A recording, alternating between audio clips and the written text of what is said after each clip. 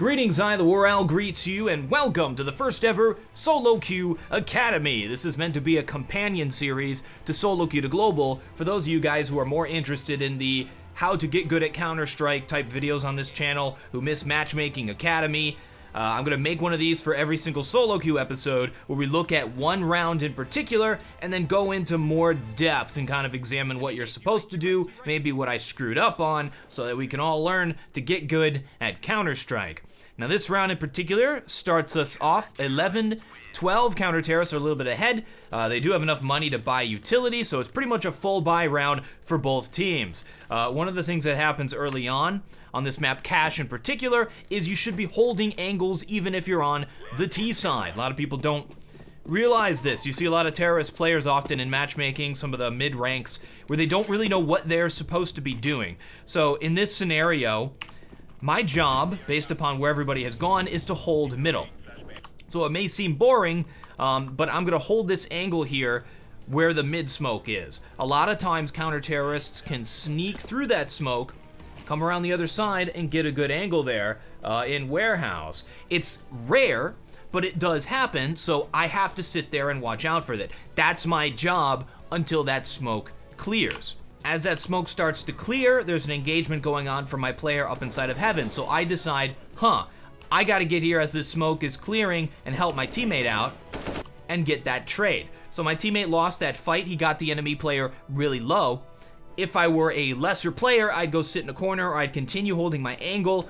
I wouldn't go for that kill. It's very important inside of Counter-Strike to get those trades so your teammates do not die in vain. After I got that trade, it's now a 4v4. That's gonna slightly favor the terrorists. So we actually got a little bit of an advantage there. Whereas if I had done nothing, it would have been a 5 versus 4 favoring them greatly. And then I don't over peak there, which is a good thing because there was a player waiting for me. However, my teammate comes out here mid and boom, that's a pick. Huge. A pick is better than a trade. So after getting a pick, that's one player who's pushed up close mid, that's one player who is playing white box, who are dead. We can kind of ascertain that, there's only gonna be one player left inside of A. And if you remember from the video, I immediately start calling out. All right, let's take A quick. Let's go, let's go, let's go, let's go. This is another really important lesson beyond just getting trades. It's acting quickly, and it's difficult to get players to do that inside of a matchmaking, so I had to be very forceful, like, we're taking A, we're going A, we're doing this. We're going to be pushing this site as fast as possible so that the CTs don't have a chance to rotate. I see this a lot inside of matchmaking.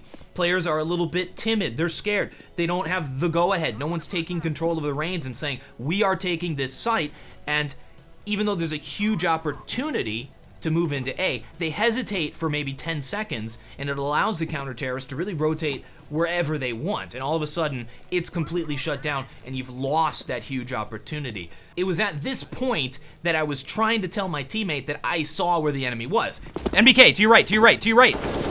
It's very important to know all the different calls. Like, why is it called NBK? Well, there's a player called NBK, which stands for Natural Born Killer, and he played there once.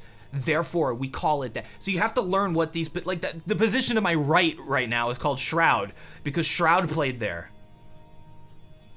It doesn't matter. You have to know what they're called, so when your teammate's yelling at you, he's there, he's there, you know what to look for. I'm not the entry frag. Lefty is the entry frag, so it's my job to flash the enemy, which I did successfully. I got the flash down. Notice he's half flashed, and I also wanted to get in a position to trade, so if Lefty doesn't win this fight, I'll end it. So he goes for the kill, and boom, boom, boom, I'm able to get the trade. And that's pretty much the round right there. We've got 3 players inside of the site. We're gonna get that bomb planted. They have 2 players left. They have a really long rotate. Let me know if you guys like this series, if you learned something, and I'll make more if you guys like it. Thank you both very much for watching. I'm TheWarOwl, and I still have no closer.